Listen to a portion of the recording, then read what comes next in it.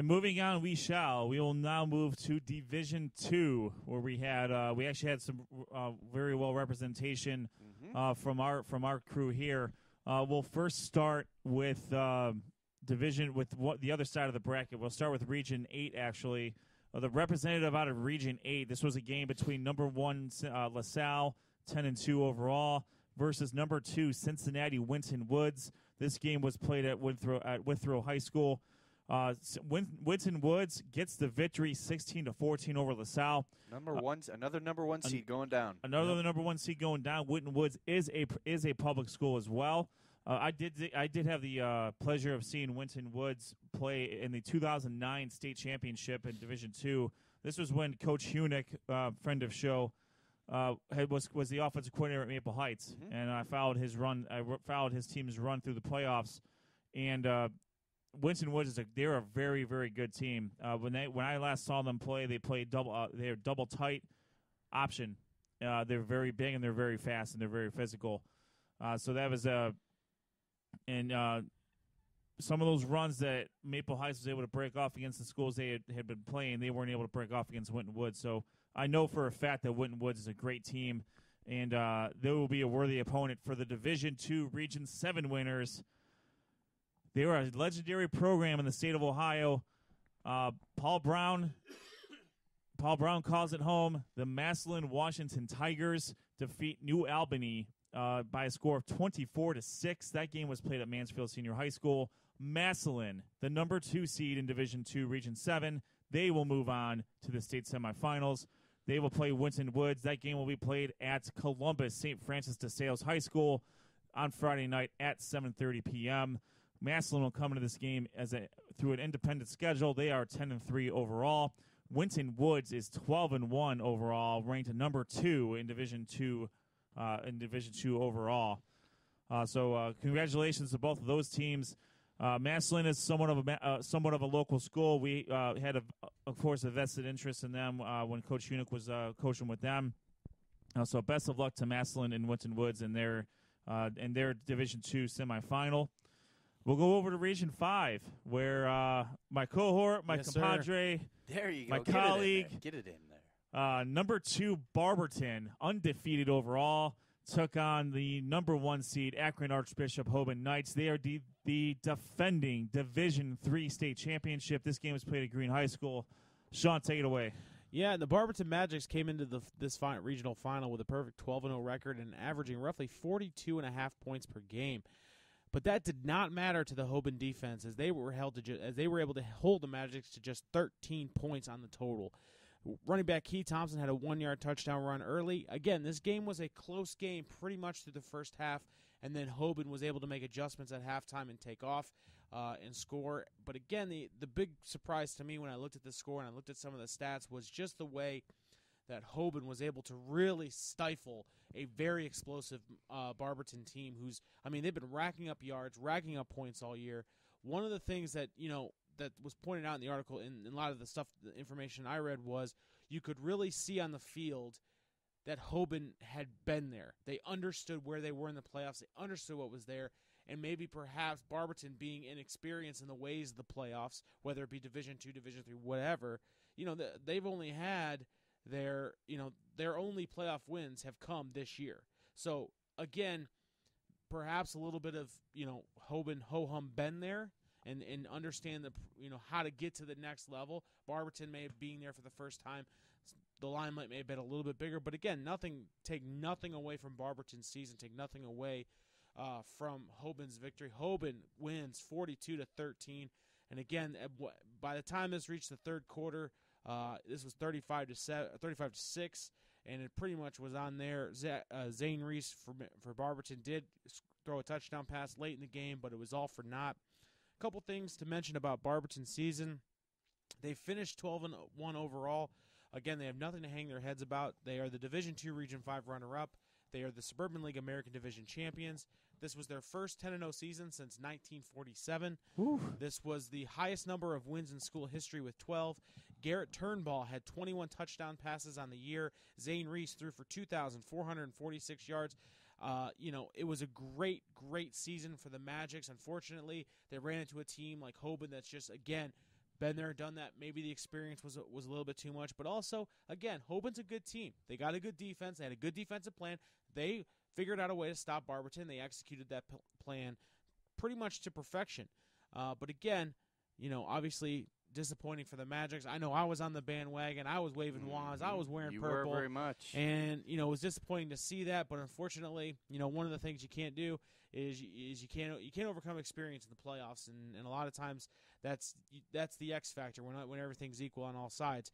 Hoban will take on the winner of the Avon Olmsted Falls matchup, and that game will be 7:30 Friday night at Brunswick Automart Stadium. And then I guess we can move on to Region 6. No, just go ahead. We'll just go ahead and since we're already in Division 2, we'll talk about our game of the week now. Yeah, that's what I was going to say. We're going to move on to Region 6. Oh, yeah, you're right. Sorry. Doing the Buckeye preview. Yeah. Doing the Buckeye recap. Man, they had a great game. Yeah. Back in week 10. Yeah. Yeah. Hey, I'll just do that. I'll just mute myself. There it is. Okay. Oh, Okay. so nice. Yeah, we'll move on to the Avon Olmsted Falls game. And going into this, one of the things that I wrote about in my article, The Three Keys, I posted on Friday, little shout out, little pat on the back there, was shameless plug. Oh, yeah. I have no shame when it comes to that. No, but one of the things I wrote about was actually something that was addressed pretty early on, was that Avon needed to get off to a fast start. Because in the last couple playoff games, they kind of got off to a slower or more lethargic start and had to kind of turn it on in the second half.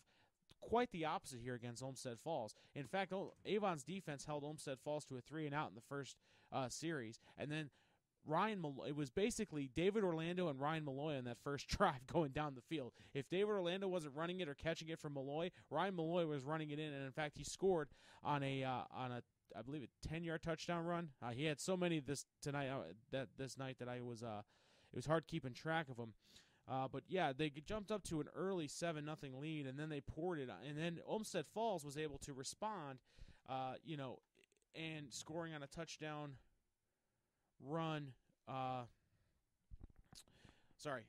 touchdown run after a penalty helped them out in getting the ball on the Avon 46-yard line.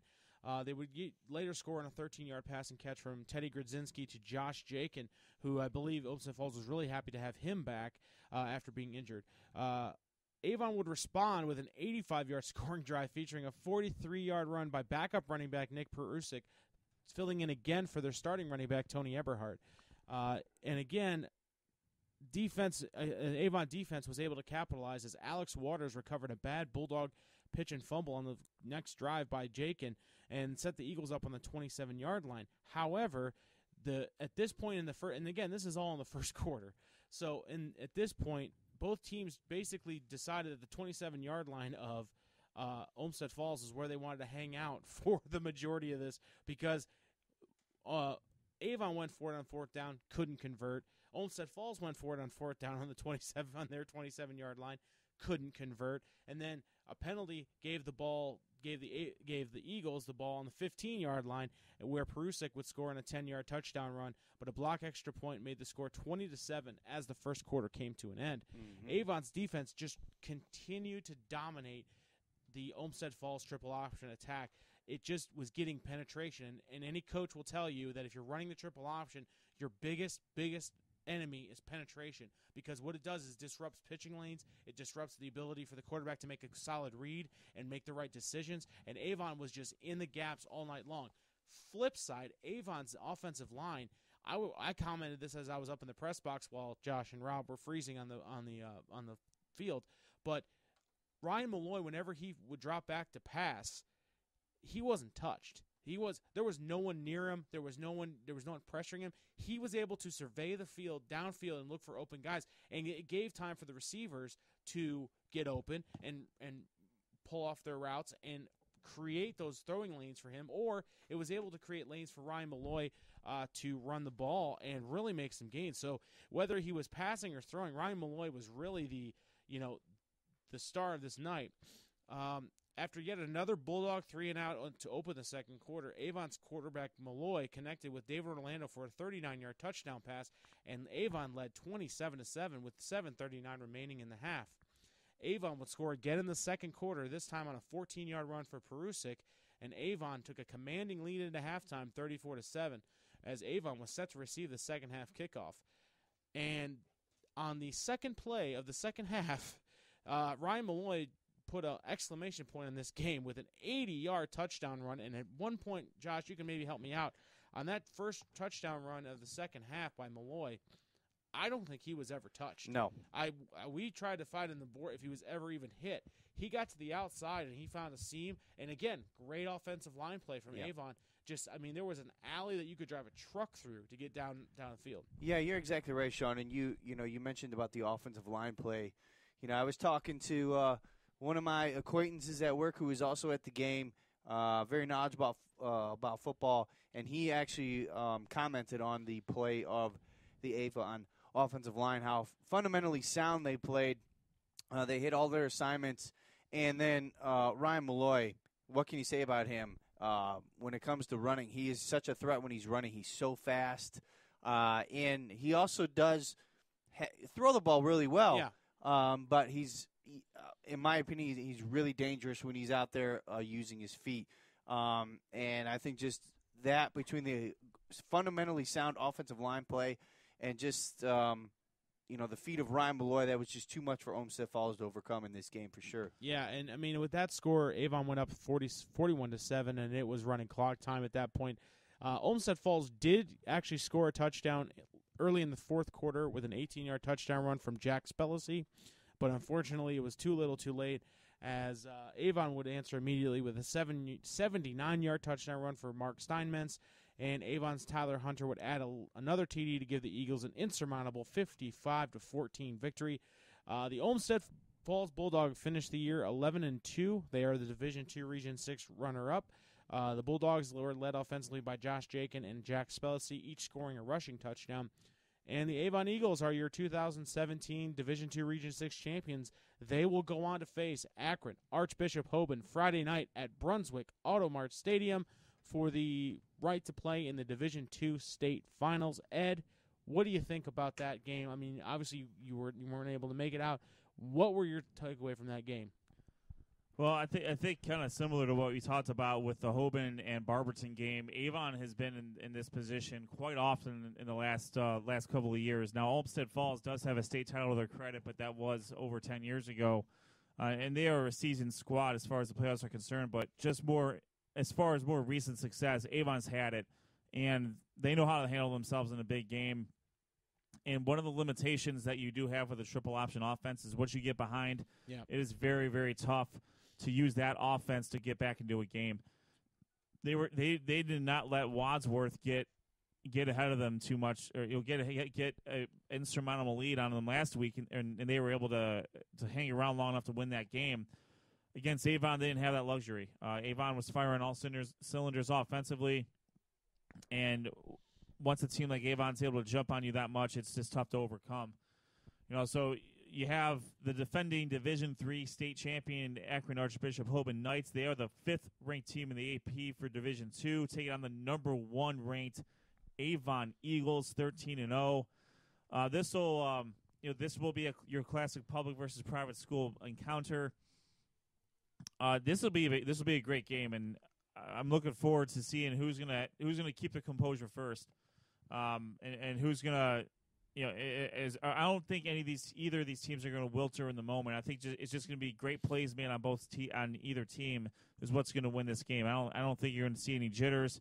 There'll probably be a feeling out period to figure out what each team has to bring. You'll get used to the speed of the game, but once that happens, I think we're going to have ourselves a great football game. So that will be the Division II semifinal number 1. Number 2 is once again Massillon, Washington. 10-3 overall, taking on Cincinnati Winton Woods, 12-1 overall. That game is at St. Francis de Sales High School in Columbus, Ohio.